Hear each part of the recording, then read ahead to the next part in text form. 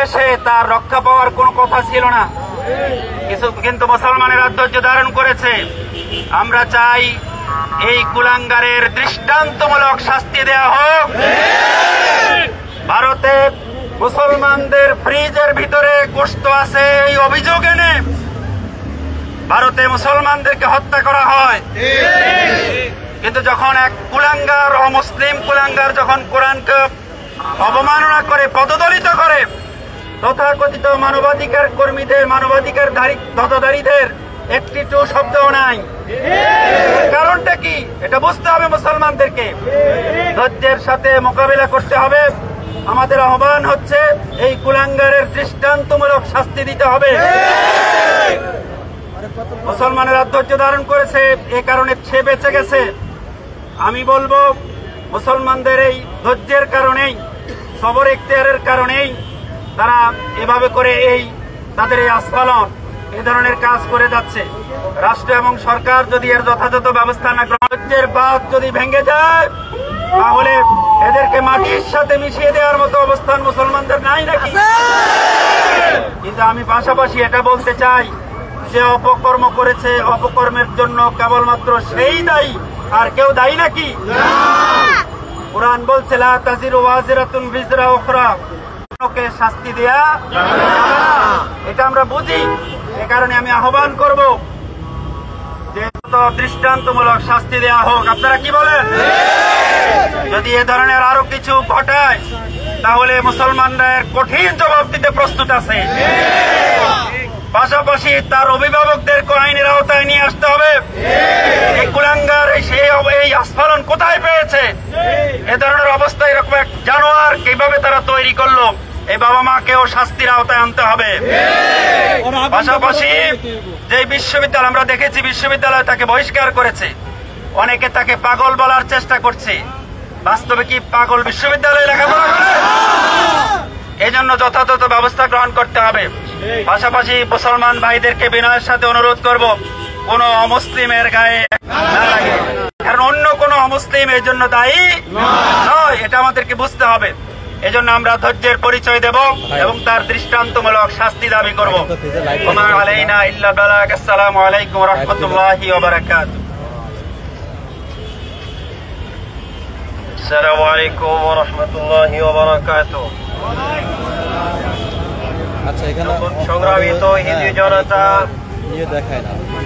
আপনারা ইতিমধ্যে জেনেছেন আমাদের তেজগাঁ কলেজের সম্মানিত ইমাম খতিব সাহেব বিস্তারিত আলোচনা করেছেন নর্থ সাউথ ভার্সিটির যে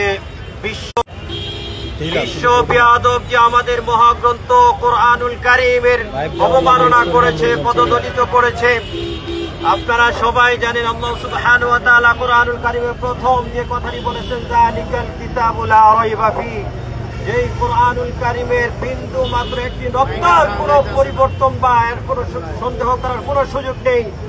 এমন কোরআনুল কারীম আমাদের কলিজার সাথে, হৃদয়ের সাথে যে কোরআনের সম্পর্ক, যে মহাগ্রন্থের সম্পর্ক, সেটাকে সে পদদলিত করেছে।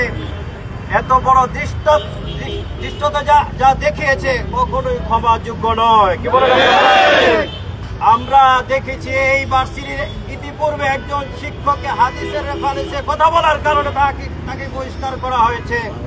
আজকে সেই ধারাবাহিকতায় আজকে সেই অপূর্ব পাল সেই কোরআনুল কারীমকে অবমাননা করেছে, দৃষ্টতা দেখিয়েছে। আমরা বলতে চাই এটা শুধু বিচ্ছিন্ন কোনো ঘটনা নয়, অবশ্যই এর ধারাবাহিকতা অনেক আগে থেকে চলে আসছে। এরপরে একে পাগল বলার একটা ব্যাপার সেবার এখানে তারা বলেছে।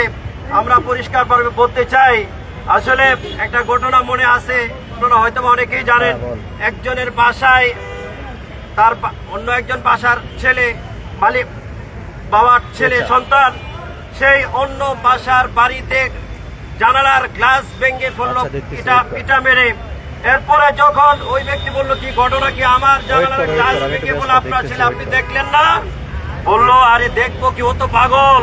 বললো, এমন পাগল যে আপনার জানালা ভাঙে না, আপনার জানালার গ্লাস ভাঙে না, এমন পাগল নাকি? এই অপূর্ব পাল তেমন পাগল যে ও বেদের উপর পা দেয় নাই, একই সাথে গ্রন্থ আছে সেগুলোতে সে পা দেয় নাই, এই কোরআনুল কারীমের উপর পা দিয়ে পদদলিত করে যে ধৃষ্টতা দেখিয়েছে, একেবারে ক্ষমার অযোগ্য একই অপরাধ করেছে। বলেন আমরা চূড়ান্ত শাস্তি মৃত্যুদণ্ড চাই, সবাই বলেন সবার মৃত্যুদণ্ড চাই। একই সাথে সরকার যেন এটার যথাযথ ব্যবস্থা করে, সেই বিষয়ে আমরা আজকের এই বিক্ষোভ মিছিল থেকে আমাদের এই চূড়ান্ত ঘোষণা সরকারকে জানিয়ে দিতে চাই। আল্লাহ আমাদেরকে আজকের এই বিক্ষোভ মিছিলে আমরা যারা শরীক হয়েছি, ভবিষ্যতে এই জাতীয় কোনো কর্মসূচিতে আমরা স্বতঃস্ফূর্তভাবে অংশগ্রহণ করব। একই সাথে এইরকম দৃশ্যটা যারাই দেখাবে তাদের বিরুদ্ধে আমরা সব সময় সোচ্চার থাকবো।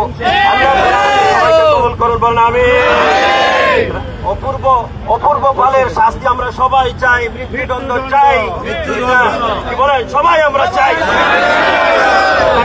তাকে এই দুনিয়ার জীবনে চূড়ান্ত শাস্তি দেয় এবং আমরা যেন সেই শাস্তি দেখে আমরা আল্লাহ তাআলা আমাদের কাছ থেকে আমাদের এই আশা দোয়া যেন আল্লাহ তাআলা কবুল আর মঞ্জুর করে। বলেন আমিন।